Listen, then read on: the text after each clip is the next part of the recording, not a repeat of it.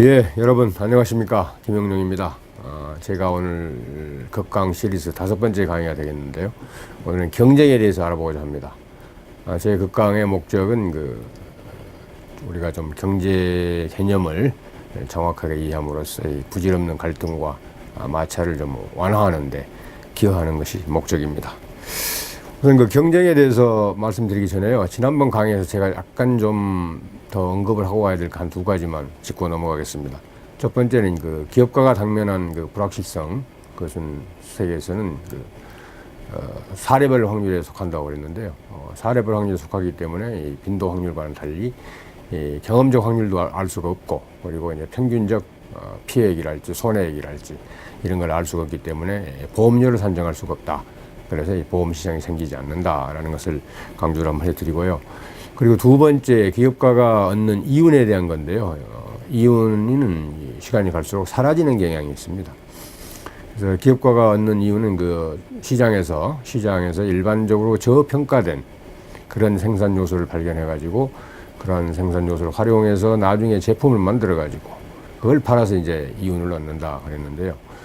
어떤 기업가가, 특정 기업가가 그런 일을 하게 되면은, 이러이러한 생산 요소가 시장에서 저평가되어 있다라는 사실을 이제 알리는 역할을 하게 되는 거죠. 그러면 이제 여러 사람들이 참여하게 되고, 그러면 이제 그러한 생산 요소에 대한 수요가 증가해서 그 가격이 오르고, 그리고 이제 더 많은 사람들이 생산에 참여하기 때문에 그 완제품의 이제 공급이 늘어나는 거죠. 그래서 이제 그 가격이 떨어져서 이윤은 시간이 지남에 따라서 사라지는 경향이 있다. 그런데 왜 일상의 기업 세계에서는 언제나 이윤이라는 게 있느냐, 손실도 있느냐 라는 얘기는, 이렇게 변화하는 세계에서 그러한 저평가된 요소, 생산 요소들은 언제나 있다. 그렇기 때문에 이윤이라는 것이 계속 존재한다라는 말씀을 보충을 해드리고요. 오늘은 경쟁에 대해서 알아보고자 합니다. 경쟁하면은 사실 우리가 배우는 경제학 교과서에서 아주 많이 나오는 단어 중에 하나인데요. 실제로 보면은 이제 경쟁이 구체적으로 뭘 의미하게 되는 건지, 우리의 시장 경제가 작동하는 것과 어떻게 연관이 되는지에 대해서는 그다지 이렇게 자세하게 설명이 되어 있지 않다. 그래서 이제 오늘은 경쟁이 무엇이고, 경쟁이 어떻게 자원을 효율적으로 배분하는지, 이런 것들에 대해서 알아보고자 합니다. 우선 경쟁을 정의를 하자면요. 내가 어떤 사람하고 거래를 하는데, 그 거래 당사자에게 다른 사람보다도 더 매력적인 기회를 제공함으로써 다른 나까지 그 참여자를 이기려는 대항적 행위를 말합니다. 영어로 말하면 라이벌리랄지 또는 에뮬레이션이라고 말할 수가 있습니다. 그래서 경쟁은 기본적으로 이기려는 행위다라는 것은 분명한 사실이죠. 그런데 이제 경쟁에 대해서 오해를 낳는 이유가, 동물의 세계에서 경쟁과 인간 사회에서 경쟁을 혼동하기 때문에 그렇다라는 겁니다. 우선 동물 사회에서 경쟁을 우리가 생물학적 경쟁이라고 얘기할 수가 있겠는데요. 이 생물학적 경쟁은 자연이 준 먹이를 둘러싼 그런 다툼이 되겠죠. 그래서 이제 먹느냐 먹히느냐 그런 싸움이 되겠고요. 생과 사를 가르는 그러한 싸움이 되겠습니다. 그래서 경쟁에서 진자는 폐기되어 버린다. 그래서 치타가 가젤을 사냥했을 때 치타가 얻는 것과 그리고 가젤이 잃는 것, 이걸 두 개를 합치면은 거의 제로다. 그래서 동물 사회에서 경쟁, 생물학적 경쟁은 제로섬 게임이다 라고 말씀을 드릴 수가 있고요. 그래서 결과적으로 이제 동물 세계에서는 인간 세계와는 달리 협동이랄지 교환 이런 게 없는 거죠. 그래서 이제 인간 세계와는 다른 건데, 자본주의 시장 경제를 비판하는 사람들이 일반적으로 생물학적 경쟁에서 적용되는, 말하자면은 정글의 법칙, 약육 강식 이런 논리를 가져다가 자본주의 시장 경제는 참 비정한 것이다. 우리가 궁극적으로 추구해서는 곤란한 경제 체제다라고 이제 비난할 때 사용을 하는데, 사실은 그것은 전혀 옳지 않다라는 것입니다. 그러한 생물학적 경쟁과는 달리 인간사에서 경쟁을 우리가 교환학적 경쟁이라고 부릅니다. 캐탈렉틱 컴페티션이라고 부르는데요. 그것은 이제 교환을 하는 인간 사회의 경쟁은 노동 분업을 통한 협동으로 나타난다, 이런 얘기죠. 제가 이제 제 2강 교환에서 말씀드렸다시피 인간은 다른 사람으로부터 받기 위해서 남에게 준다, 이런 얘기죠. 그게 이제 기본적으로 교환의 이제 목적이라고 그랬는데요. 그런데 경쟁이라는 것은 내가 말하자면 거래 상사자와 협동할 수 있는 지위를 확보하기 위한 것이다. 많은 사람들이 이제 거래의 대상을 두고 이제 서로 거래를 하고자 하는데 경쟁은 다른 사람보다는 내가 그 사람과 협동하겠다. 그래서 이제 그 자리를 차지하려는, 확보하려는 그러한 그 행위가 되겠다, 이런 얘기죠. 그래서 이제 동물사회와는 달리 인간들은 그 경쟁을 통한 협동을 발판으로 해서 자연이 준 먹이를 두고 다투는 게 아니고 협동을 통해서 생산성을 높이고, 그래서 공급을 늘려서 그런 그 제한을 먹이랄까 이런 제한을 완화시키면서, 그래서 이제 갈등을 조화로 해결하는 그러한 그 경쟁이 되겠습니다. 그렇기 때문에 이것은 완전히 이제 생물학적 경쟁과는 다른 거죠. 그래서 결국은 패자는 폐기되는 게 아니고 그 자리에 맞지 않은 최선의 자리가 아닌 최선의 자리에 맞지 않는 그런 그 자원이라면 차선, 그다음에 차차선, 그리고 차차차선으로 이동해 가면서 그래서 경쟁을 통해서 자원이 효율적으로 배분된다라는 얘기를 할 수가 있습니다. 이 점이 이제 생물학적 경쟁과 대단히 다른 점이고요. 그래서 이제 인간 사회에서의 경쟁은 최종 목적은 그 승자를 가려내는 데 있는 것이 아니고 여러 사회 구성원들의 목적을 효과적으로 달성하도록 도와주는 그런 위치를 점유하기 위한 그런 행위가 바로 경쟁이다라는 말씀을 드릴 수가 있습니다. 그리고 또 이제 경쟁에 대해서 이게 혼란스러운 개념 중에 하나가요. 경제학 교과서가 그렇게 되어 있습니다. 경쟁이 어떤 과정이냐 아니면 상태냐라는 얘기가 되겠는데요. 그래서 이제 경쟁을 과정으로 볼 것이냐, 시장 과정으로 볼 것이냐, 아니면 어떤 시장이 특정한 상태에 도달했을 때 어떤 일어나는 어떤 그런 행위랄지 이런 것들로 볼 것이냐. 그래서 경쟁은 과정이냐 상태이냐 이런 얘기가 되겠는데요. 경쟁이라는 것이 의미를 가지려면 경쟁하다라는 그 동사적 의미를 가져야 됩니다. 동사적이어야 된다라는 거죠. 그래서 이제 물리학과 비교하자면 중력, 그러니까 힘이 되는 거죠. 그래서 우리 시장에서 말하면은 가격을 결정하고 자원 배분의 효율성이 달성되도록 하는 어떤 그런 포스, 힘을 의미하게 된다는 얘기입니다. 그래서 이 경쟁은 기본적으로 상태가 아닌 어떤 스테이트나 시츄에이션이 아닌 프로세스, 과정이라는 거죠.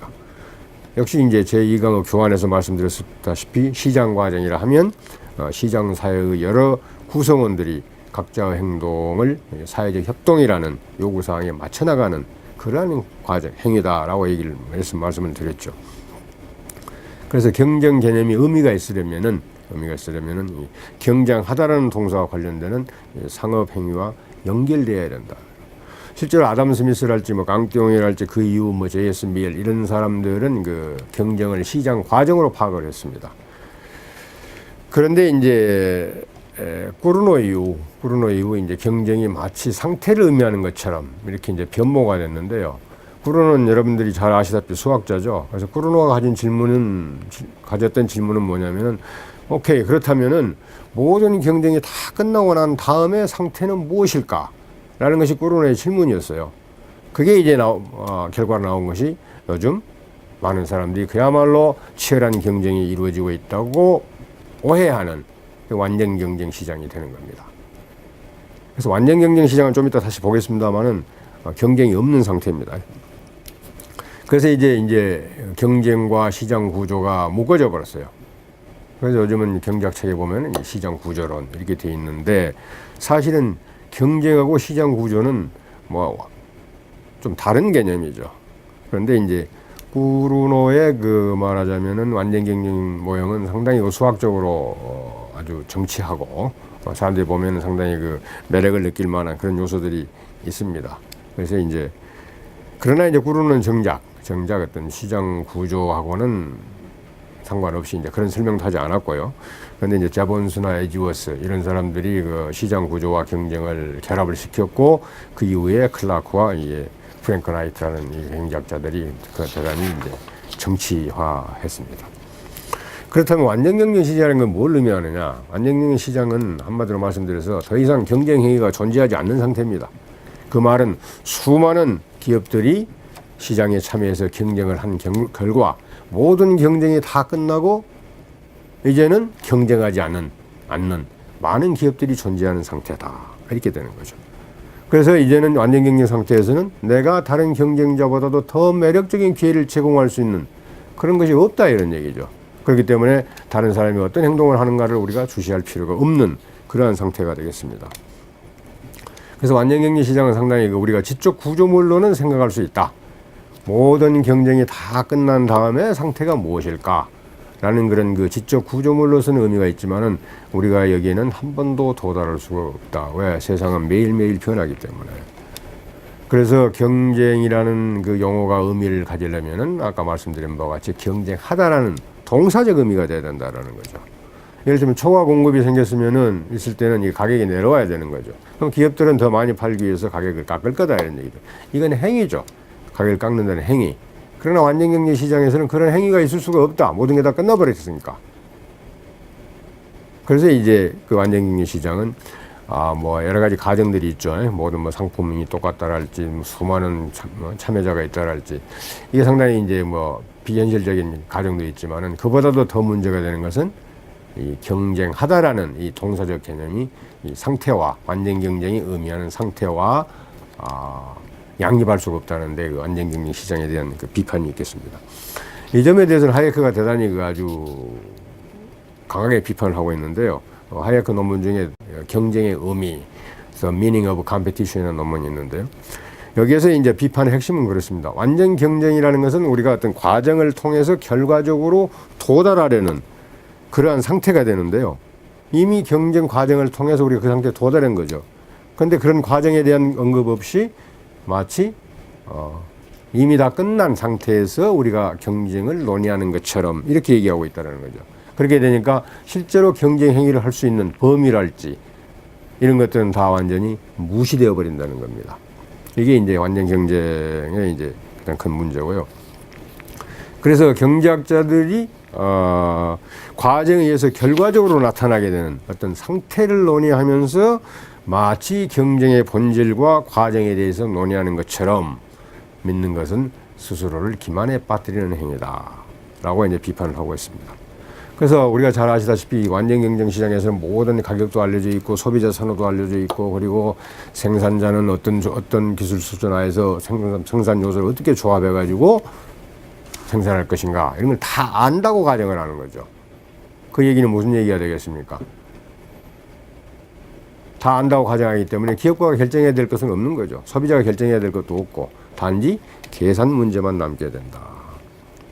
그런데 더구나 이제 문제가 되는 것은 아까 그 다 안다고 얘기한 것들, 이 안다고 얘기한 것들은 실제로 경쟁 과정을 통해서 발견돼야 될 것들이라는 얘기죠. 경쟁 과정이 없으면 그런 것들이 발견이 안 된다라는 얘기죠. 그래서 이제 모든 지식이 주어졌다라고 하면은 이건 이제 경제학은 더 이상 탐구해야 될 것이 없는 거죠. 이렇게 되면 이제 경제학은 논리학이 되어 버립니다. 그러나 경제학은 실제로 그런 것들을 발견해가는 그런 경쟁 과정을 탐구해야 되는데, 그러니까 경제학이 의미가 있으려면, 경제학이 사회과학으로서 의미가 있으려면 바로 주어진 것들에 대한 탐구가 있어야 되는데, 현재 우리가 완전 경쟁이나 이런 데서 얘기하는 것은 당연히 다 알고 있는 것처럼 이렇게 주어진 것으로 간주하기 때문에 경제학의 의미가 없어져 버린다는 얘기죠. 그래서 하이에크는 이제 대결론으로 경쟁은 발견적 절차다. 그래서 이제 경쟁을 통한 발견적 절차에 의해서 지식을 창출하고 집적해서 경제 활동에 대한 자신의 견해를 형성하는 과정이다. 그러니까 견해 형성 과정이다라고 이렇게 얘기를 하고 있습니다. 그러면은 이제 다음 주제 좀 연상되는 주제입니다만 경쟁과 재산권은 어떤 관계가 있을 것이며 경쟁과 지식의 문제는 어떤 관련이 있을 것이냐. 제 1강에서 제가 말씀드린 바와 같이 이제 재산권은 그 외부 효과를 줄이고 희소한 자원이 효율적으로 사용되도록 태동하고 진화하는 것이다. 라는 말씀을 드렸는데요. 또 한편 이제 시장 과정으로서 경쟁은 더 매력적인 기회를 상대방에게 제공하려는 행위다. 더 매력적인 행위를 제공하려면은 남들보다 더 자원을 효율적으로 사용해야 된다. 그렇다고 보면은 결국 논리적 연결고리를 따져보면은 아하, 재산권이라는 게 경쟁을 있게 하는 출발점이 되는구나, 핵심 요소가 되는구나 라는 사항을 알 수가 있겠죠. 그렇다면 아까 말씀드린 완전 경쟁 상태에서는 재산권이 어떤 의미를 가지겠습니까? 완전 경쟁 상태에서는 모든 경쟁이 끝났다고 그랬죠. 그런데 경쟁이 끝났으니까 재산권이 누구에게 정의가 되든지 속하든지 아니면은 재산권이 정의가 되지 않더라도 아무런 문제가 없게 되는 좀 이상한 상태가 되어버리는 거죠. 그래서 이제 완전경쟁 상태에는 그 재산권의 관점에서도 상당히 문제가 있고요. 그리고 이제 다음 주제로서 그 경쟁과 지식의 문제가 있을 수가 있는데요. 아까 말씀드린 바와 같이 이제 주어졌다라고 가정하는 것들, 그런 것들은 사실은 그 경쟁에서 발견돼야 되는 것들이다. 발견돼야 하는 것들이라면 다시 말하면 무슨 말씀이 되겠습니까? 이건 지식의 문제가 되는 거죠. 지식의 문제.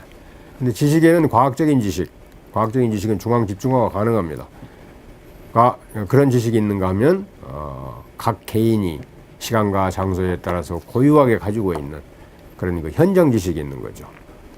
근데 이 현장 지식을 이렇게 협동으로 모으는 역할을 누가 해주는 것이냐? 결국 경쟁이 이루어지는 시장에서의 가격기구에 의해서 그런 것들이 이루어진다. 사실 이 볼펜이 있습니다만은 이것이 어떻게 만들어졌는지, 이 철강은 어디서 왔는지, 볼펜 심은 어디서 왔는지 모르죠.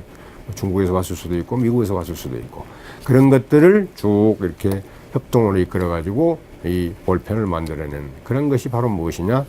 바로 그것이 가격기구다. 그런 가격기구가 작동하려면은 역시 사유재산권이 잘 정의가 돼야 된다라는 이제 그런 얘기가 되겠습니다. 그렇다면 이런 시장 경쟁은 누구에서 주도되느냐? 시장 경쟁은 아직 활용되지 않은 시장 기회를 발견하여 돈을 벌고자 하는 기업가들에 의해서 주도되는 것이다. 그래서 역시 시장 경제를 주도적으로 이끌어가는 존재는 기업가다라는 사실을 알 수가 있겠습니다. 두 가지만 더 말씀드리고 이제 강의를 마칠까 하는데요. 흔히 사람들이 이제 경쟁이 좀 낭비적 아니냐, 그런 얘기를 하는 경우가 있는데요. 물론 그런 측면이 전혀 없는 것은 아닙니다. 왜냐하면은 우리가 어떤 생산자가 새로운 상품을 만들어 출시를 했을 때 그것이 이제 소비자들을 잘 만족시켜 가지고 잘 팔리면서 많은 돈을 벌 수도 있는 경우도 있지만은 소비자들이 외면하기 때문에 전혀 돈을 벌지 못하고 망하는 경우도 있다. 그 후자 경우에는 결국 뭐겠습니까? 소비자의 욕구를 잘 파악하지 못했다라는 얘기죠. 그러니까 자원 배분을 잘 못했다는 얘기입니다. 항상 우리가 자원 배분이 어떻게 됐냐는 것은 소비자의 욕구를 얼마나 잘 충족시켰느냐, 그런 얘기가 되니까요. 그렇다고 보면은 이 사람은 자원 배분을 잘못한 거 아니냐, 그래서 낭비 아니냐 라는 얘기를 할 수가 있는데, 그런 측면이 전혀 없는 것은 아니지만은, 그러나 그 다음부터는 자원이 그렇게 배분된다면 이건 소비자들로부터 외면을 받는다. 그래서 이제 그런 자원 배분을 하지 못하도록 제동을 걸어주는 그런 역할을 할 수가 있고요. 그래서 결과적으로는 더 나은 대안을 발견해 감으로써 아까 그런 그 낭비적이라고 생각했던 것보다 더 많은 이득을 안겨준다는 점에서 우리가 경쟁이 낭비적이라고 얘기하는 것은 곤란하다, 이런 말씀을 드릴 수가 있고요. 다음에 마지막으로 이제 그러면 경쟁이 부도덕한 것이냐. 많은 사람들이 뭐 경쟁이 치열하다 그래서 이 사회가 뭐 대단히 그 메마르게 되고 또 어떤 차원에서는 뭐 부도덕하게 되는 경우가 있다라고 하는데, 이런 점에 대해서 가장 먼저 그 탐구를 했던 그 아담 스미스의 그 도덕 감정론을 보면 역시 사람들은 상호 동감이라는 걸 대단히 중요하게 생각합니다. 상호 동감. 아마 그러니까 이 도덕 감정론의 뭐 큰 주제가 우리가 상호 동감 문제라고 볼 수가 있는데요. 경쟁에서 우위를 점하기 위해서 모든 행동이 다 허용되는 것은 아니다. 사람들은 그 상호 공감, 동감에 기초해 있기 때문에 자신의 상태를 개선하기 위해서 남에게 해로운 그런 행위를 하는 것, 이런 것은 용납되지 않는다라는 거죠. 즉 허위랄지 음모랄지 길탁, 뇌물공여, 뭐 살해 이런 것들은 허용되지 않는 것이다. 즉 타인을 강탈하지 않고 노예처럼 다루지 않겠다는 약속 위에서 시장경제는 작동하는 것이다. 그럼 그것은 굳이 법이 하지 않더라도, 물론 요즘 법적인 제약도 많이 받습니다만은 그렇게 그런 행위를 하는, 말하자면은 시장 주체 플레이어가 있다면 그런 사람들은 궁극적으로 시장에서 퇴출된다라는 얘기죠. 그래서 경쟁에 대해서 여러 가지 이제 문제를 살펴봤습니다만은 가장 중요하게 여러분들이 좀 유의해 주셨으면 하는 것이 인간 사회에서의 경쟁은 종국적으로 협동의 개념이다. 동물 사회에서 경쟁과는 판이하게 다른 것이다. 그래서 인간 사회에서의 그 교환학적 경쟁에서는 정글의 법칙이 적용되는 게 아니고 약육강식이 되는 게 아니고 사회 구성원들을 서로 상호 돕게 하는 그런 협동 개념이라는 사실을 이해를 하시면서 이 강의를 마치도록 하겠습니다. 여러분 감사합니다.